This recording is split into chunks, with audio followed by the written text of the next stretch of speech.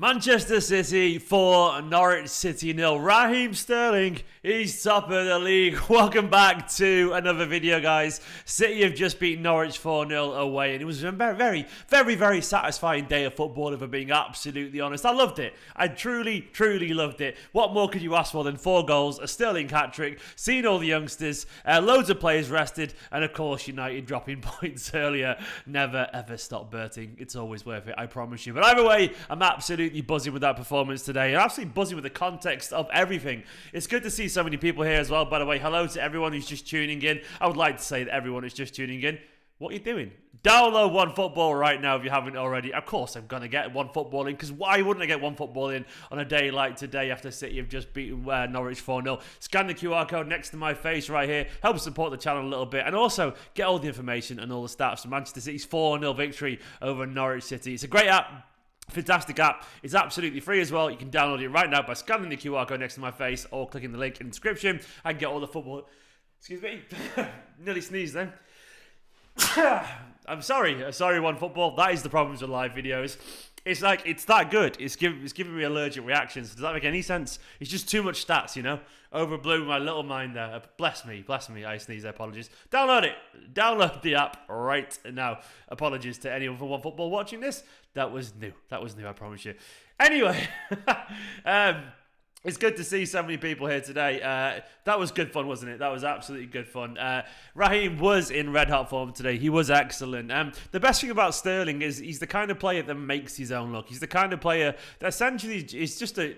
Fortune favours the brave, and Raheem Sterling is brave, and this is why he gets those goals and gets those assists, and this is why now he's third in the Golden Boot race. Is that actually true, Hamza? I've just not looked, but I presume you're telling the truth there, mate. Either way, this is what Sterling does best, and today he put us in a very good position, of course. Harrison Smallman, great name, Harrison Smallman, with a super chat. Just dropping, you know, an Australian dollar is that. Thank you so much, Harrison, for the little donation there. Really appreciate it, mate. But either way, a wonderful day of football. Now, I remember at the start when the teams were announced, everyone was panicking a tiny little bit, as they always do, you know, with these things. And I used to be like that as well. I used to be a massive nervous wreck as well every time a lineup was announced. But I've got to the point now where I guess maybe Guardiola's confidence in his brilliance has just got through to me. I trust this team implicitly. I trust this team to get the job done. And even though it's tempting to go, where's Rodri, where's Cancelo, and all that kind of stuff, you remember that Zinchenko is a fine footballer.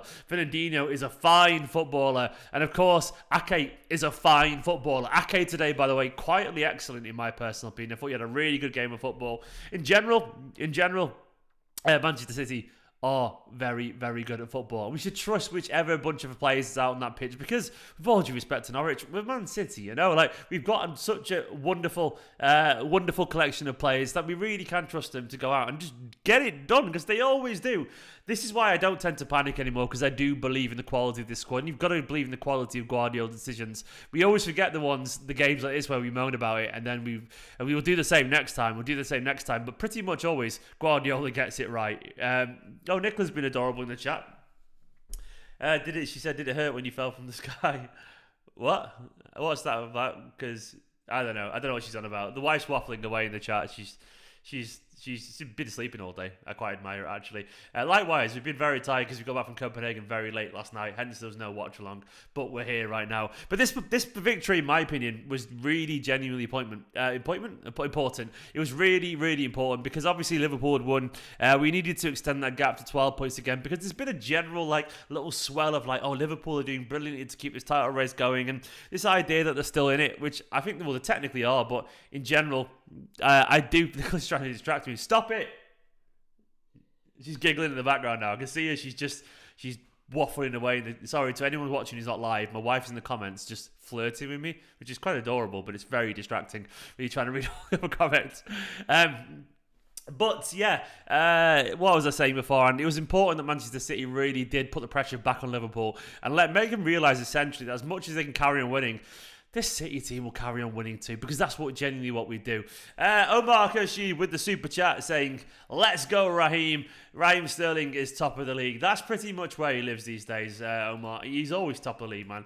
That's his default position because he's just brilliant. He's fucking brilliant. And Sterling is a reminder as well of how we need to be patient every now and then, because, you know, people can't be perfect all the time, but some people get a lot more perfect than others in the professional league, and Sterling is one of them. Thing is, like, Sterling today, he actually made a few mistakes here and there, but the best thing about him, he's so fucking brave that he puts himself in the situations to actually get the goals. And what I mean by that is, like, he's the kind of player that you notice him more because he constantly tries things, Sterling. He constantly tries to beat his man. He constantly tries to force the issue. He's constantly looking for the shot on the pass. And because he plays such a high-risk game, a lot of the stuff he tries just doesn't come off. And he looks frustrating on paper. And it can be frustrating every now and then. I'm not going to pretend it isn't for me as well. It is often. But the point is, he's such a persistent playing style that he gets chances and he gets goals that others wouldn't get because he's willing to take those risks that others simply aren't. And I love that courage, even down to his penalty miss, despite knowing he's not good at penalties. Well, that's kind of brave. He missed the penalty, then got his rebound because he took the chance and he got lucky, you know. But that's what Sterling does, and it was once again his brilliance that opened. And he got a perfect touch, by the way. Header, left foot, right foot. That's what I love about him. And he's top of the league, Omar. It's absolutely true he's top of the league, and you've got to admire that. You've got to admire it. And Harrison Smallman, once again, just saying super raz. And do you know what? He's a wonderful player, and we're very, very lucky to have him. Genuinely, I love him to bits. And I also wanted to give a little bit of praise as well to Fernandinho, Ake Zinchenko. Zinchenko in particular has barely played any football this season. He's like genuinely barely started. There's like 15 or something like that starts in the Premier League between them this season. Is it even Premier League or all competitions? Either way, they've all been in and out the team pretty frequently basically. And I think it's really impressive that someone like Zinchenko can come back into it. And I really like that left side link up, by the way, of him, Gundogan and Sterling. Slot back in and just be perfect, you know. That takes an awful lot of skill and concentration to do that. But that's what we get from these players. Genuinely we get it from all the time. And Fernandinho rolling back the years, by the way. He started sloppily, but we do that every now and then. I have noticed that if we make a few changes, we do have 20 minutes where it's a little bit rusty because maybe the rhythms, maybe the patterns aren't quite in play yet. But then they find the interlock, and after that, we tend to settle, and we're normally fine from half an hour onwards. We see it all the time. So this is why I don't panic in the first half an hour, because I know City can be a little bit slow. We can be, but the point is football, and I always say this, and I say it for a reason, football is 90 minutes long.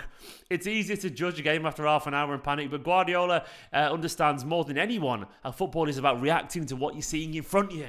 It's about reacting to those little changes in play, those little dynamic shifts every now and then. And there's no coach in the world football that's better than understanding those little shifts of momentum than Guardiola. So this is why I don't panic, because I know it's not right in the first half, but we're still in it. Chances are Guardiola's noticing those problems and using it as a chance to move his chess pieces around and get it right. So this is why I just absolutely love being a fan of this Manchester City side right now, because they inevitably solve those problems. And Guardiola would have looked at the first half, and the players as well, they would have realised, because they're so intelligent, what was going wrong, and they would have got the composure back and just settled into the rhythm. And that is what happened. And I love the fact that we have the intuition, the intelligence, the brilliance to do this. It's an honest pleasure to watch this Manchester City side, even when they're not at their very best. Honestly, I absolutely love it. And as Ash just said, by the way, let's get those likes up. 250 people watching, 58 likes. You can do better, ladies and gentlemen. Smash that like button right now. And please, of course, do hit the subscribe button. It'd be massively appreciated. But this obviously was an interesting game because we did rest so many players. And I will get onto the young players in a minute, by the way. Don't you worry about that. But we did rest some players. And to me, it screamed, there's a big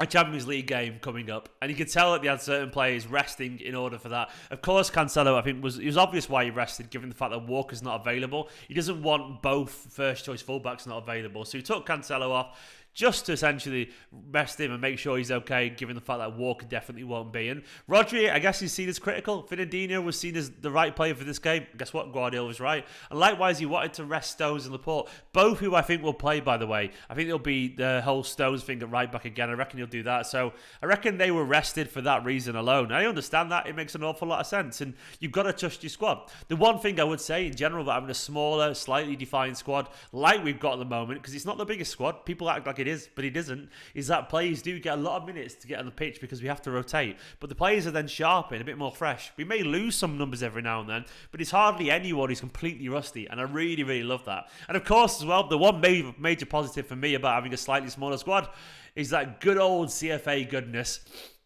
3 players who played for our EDS today were on the pitch, and that's absolutely wonderful. It really is the magic number 3, isn't it? Get to 3 goals, which we wanted last week, but we didn't get, and you get to see some youngster brilliance. McAtee was the first on, and to be honest, McAtee had a relatively quiet little cameo and didn't quite go right for him, but that's fine. You're on the pitch, mate, and that's all that matters. Delap got on as well. Delap causing his havoc as he usually does. Won a penalty for Manchester City, and even though I think it was a penalty, Hanley just ran into him, and look. Liam Delap was a very big man, and Hanley's not small either. But if you knock Liam Delap over that easily, that has to be excessive force. That's the simple way I'm looking at it. Liam Delap is absolutely huge. He's a man-mountain of a player, and Hanley went right through him. And he didn't get the ball. I'm sorry, this idea that you can just run into someone and go, what, I'm shoulder barge. You didn't for one. You ran straight into his waist. It was a penalty. And his presence and his ability to make that run in the first place is what essentially got it. And of course, you saw a Premier League debut as well for Keiki. I know it's Keiki, but I'm always saying Keiki, which is lovely to say as well.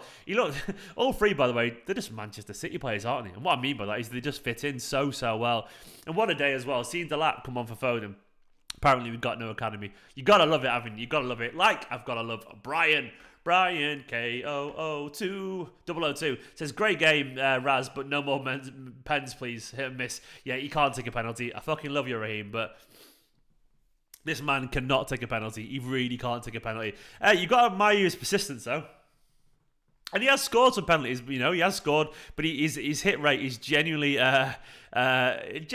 he's very hit and miss. He's very, very hit and miss with penalties. I think he misses more than he scores. Is that right? I don't know. Either way, I absolutely admire his courage. And I admire City's courage in general today. I thought it was really good. Foden, of course, scored a nice little tap-in from goal line technology, actually doing its job, which is lovely to see. I think as well with Foden, by the way. So Foden feels a little bit quiet so far. And I think a lot of it is down to the fact that he's essentially just doing a selfless role for the team at the moment. I think eventually when we sign a striker, Foden will be back to being out wider in midfield again, facing the goal as opposed to just linking up, making the runs and stretching the defence. And when we see that at that point, that's when we'll know, when we'll see the best of Foden. I think right now he's been a little bit quiet, but every great player has a quiet spell of a few months here and there. And Foden, once again, he's still got the goal that that his performance and his energy craved and deserved. So I think it's fine. I think he was actually pretty decent today as well, if I'm being honest. It's really hard sometimes to look great in this kind of game, but I think Foden still was intelligent with link-up play. Of course, a lovely reverse pass as well, which led to one of the Sterling goals. I think it was Diaz who headed it back across.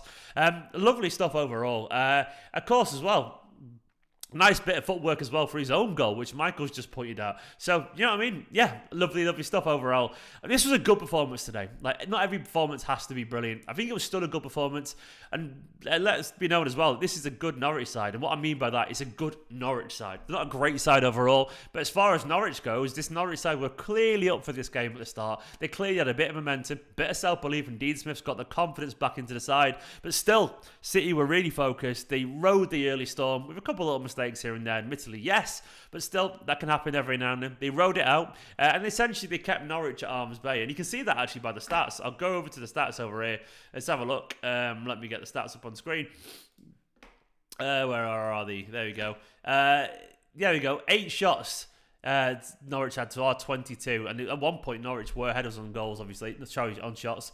73% possession in the end, just under 700 passes to their 269, and a 90% pass accuracy. Just 15 fouls throughout the game, a couple of yellow cards from Man City.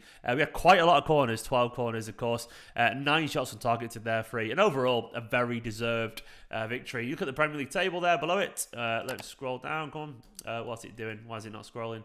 I think my laptop keyboard's gone flat. What's it doing? Yeah, everything's frozen. That's wonderful enough, isn't it? Yeah, apologies by everyone. So I think I'm stuck on the screen now. I hope it's still coming through, but I can't really see what's going on because my laptop's frozen. But either way, that was a confident, composed performance. It's the kind I want really from Manchester City. I mean, of course, it leads nicely as well into the Lisbon game, which is pretty much all about. I'm going to see if Guardiola said anything. in particular. I am stuck on the screen now. I apologise. I don't know what's happened there. As long as everything looks good. What was everyone's take on the game in general? Because I will read some comments out, of course, as well. Let me know your thoughts on the game. I'll see if Guardiola said anything yet, because I always like looking to see what he's immediately said after the game. But it was lovely. Like seeing obviously the young players get on. United dropping points earlier, mind the gap. Ridiculous amount of points it is now. Overall, absolutely lovely stuff. Guardiola was talking. He said about Fernandinho, what a captain we have. I've said many times all the things going to happen to him. He deserves it. It's true, genuinely true. Fernandinho is a phenomenal captain. He's my age. Me and Fernandinho are both 36, and he makes me feel young. I love you for that, Fernandinho. I do feel young in general, but Fernandinho makes me feel young. Honestly, what a player. Guardiola also said from the first minute we created 2 or 3 chances in the 5 or 10 minutes. It was a really good performance overall. It was, I agree actually. Couple of sloppiness in the first 20 minutes or so, but we did start strongly. Guardiola said we need a lot of points. We know what the rivals we have. The closest one is Liverpool. They won't drop many points to the quality they have. It's the best squad they have in the last decade. We'll have to win a lot of games. The squad thing's interesting because Guardiola's talking about their strength in depth there, and he's right to mention it because they act as if they're the paupers in this situation, but they've got a strong squad, man. They really do. Right now, they've got more depth than Manchester City, and this is genuinely true. It really is. City haven't got that much depth anymore. We've got a lot of players injured. We've obviously, won for obvious reasons. We've lost a fullback, rightfully so for what it's worth. Obviously, we sold Varane, and the squad just isn't that big. Liverpool's is bigger. So Guardiola's right to point that out. Guardiola also said about Sterling. He said Sterling made a brilliant first goal, and the second he was there, you realise his confidence, aggression. In the last game, he's made excellent actions. He always creates something. He said Sterling himself said consistency and the mindset to keep wanting to do better and win is key. Not to rest on our laurels, and that's the only way we'll get better. To be a top team, it's every 3 days. That's the challenge for us to win every 3 days. You can't argue with that, man. Like honestly, Sterling. This is what he does. He gets his doubters, and from some City fans as well, and some in the comments on this video most likely, he gets his doubters, but he keeps finding a way to make himself useful, and you cannot ignore that. You can know it if you want to, but it's genuinely churlish. He's a fantastic player, doing wonderful things. He's already as well, but up to third, Salah's on 16 goals. Salah's having a perfect season, apparently, by the way. And I'm not saying he isn't, but Salah's on 16, incredible season, Ballon d'Or potentially. And Sterling's on 10 goals. He's only 6. But I say only 6. It's a lot. But the point I'm making is, what I mean? Look at the margins. They're that fine. And Sterling's shooting his way up the table because that's what Raheem Sterling does. The third goal scorer and a guy having a poor season. There we go. This was a good performance and a good day for the club, and I'm very happy about it. Job done, basically. Trust Guardiola to get it right. Chelsea won, did they? Did they win the, whatever it is, the Club World Cup or something? Hi, honey. Hi, Karen. Good to see you, man. I'm happy for Chelsea or whatever. Not really bothered, Good for them. They had their victory today. That's all that matters for them, I guess. We're doing all right ourselves. Thank you very much, Mazem. Our anniversary was the other day with me and Nicola. He did go to AFCON. Yeah, we did. I did. Yeah, he missed a few games, admittedly. But the point I'm making in general, Sterling does go through the gears very quickly, and he does find his form very quickly, and he does make himself very useful. And once again, I will say, he's very good at doing this. He's very good at just being an absolute pain in the arse for teams. And trust me, you want a Sterling on your side as opposed to against you, because he can run you. He really can. Either way, I agree with Hamza, by the way. The away support was once again unreal today. They always are. City's away fans are fantastic. They are. I honestly believe, hand on heart, City's away fans are some of the best in the country. They're really good. 12-yard specialist asked, do you think Delap will make it at City? Do you know what? I don't know, but I think Delap is a fantastic player with the ability to make it a City. That doesn't mean he will do. Many players have the ability to make it somewhere, but it doesn't necessarily mean they're going to do it. Because fate, fortune, luck, a bit of confidence, signings, who knows, man? Who knows? Either way, Delap, I think it's really obvious that, unfortunately, if Delap hadn't been injured for 6 months, I think he might have played a lot of football this season. I really believe that. How many times this season have we had the likes of Wilson Esbrand and Lavia and McAtee and so on the bench? We've had it a lot. We know we have. They've been on the bench several times, all these youngsters. And each time, those players from the bench, it would have been Liam Delap, Because one, he's already played for the first team last season. Two, he's actually a striker, something a bit different. And three, he's also physical, strong, and clearly ready. I guarantee you Guardiola at times would have thrown Liam Delap on a few times this season because he would have been available in the way that actually I don't think he deemed Wilson Esbrand and Lavia as quite ready yet. I think he views him as a lot more ready, and I'd wish he'd been fit because I do think he would have played pre-season. I do think he would have started the Community Shield final, where Ben Knight was playing a lot in pre-season, and Delap's 4 times the player than Ben Knight, with all due respect to Ben Knight. That's probably a bit harsh in Ben Knight, but honestly, as a striker, it's chalk and cheese, and I think he's a good little footballer, Ben Knight. So I do think he would have been around the first team regularly. I do think he would have got on every now and then, and he would have been wonderful. I think he would have scored a few goals, because you can see that physicality, man. He's fucking huge. He was bigger than Norwich's centre-halves today. Absolutely going to make it at the top level, in my opinion. I just hope it's with Manchester City, because you never know what's going to happen. Haaland, potentially, who knows? Alvarez, potentially, this summer. It's really hard, but we'll have to see. He's not a Manchester kid, no. We got him from Delap's Derby's Youth Academy.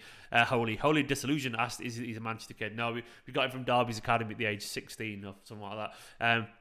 Either way, I absolutely massively rate him, and I'm really enjoying Guardiola's current trust in these young players, and rightfully so, because they are brilliant. They're absolutely brilliant. I do love looking at the table, by the way. We are so far ahead of Man United, it's unbelievable. I would change it off the screen, but it is genuinely still stuck. I don't want to stop OBS because it might crash, but it is what it is.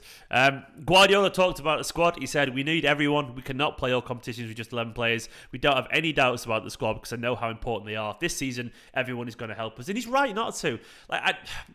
There's a tendency, right? And I think it's psychological with human beings to try and find the weak link when everything looks all right. There's a paralysis by analysis mentality with people.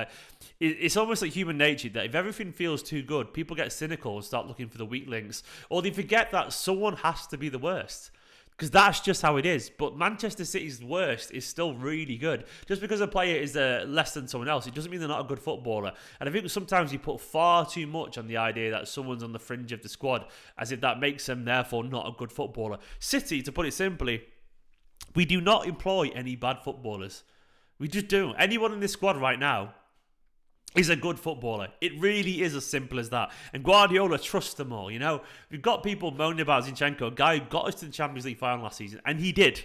He did, literally. He was a first-choice starter for most of the Champions League, the journey, basically. And, of course, Fernandinho is Fernandinho, you know. Ake was quietly really good again today. I think Ake, by the way, I think he's been good this season, full stop, Ake. I think he looks really composed. He looks a lot more comfortable in the system. He's a strong, clearly competent defender. If you had to play 10, 15 games in a row with him, I wouldn't complain because I trust his ability. So we've got a squad full of players who are absolute winners. And what more can we ask from that? Guys, let's get those likes up. Thank you very much for watching this match reaction. I will go live tomorrow as well for a fan view. And, of course, I'll do a 5 things learned as well. You're all absolutely wonderful. Don't forget to like, comment, subscribe. City are fucking brilliant. They absolutely are brilliant. Download OneFootball. And I'll catch you all very, very soon for another video. In a bit, guys. You're all absolutely wonderful. Bye-bye.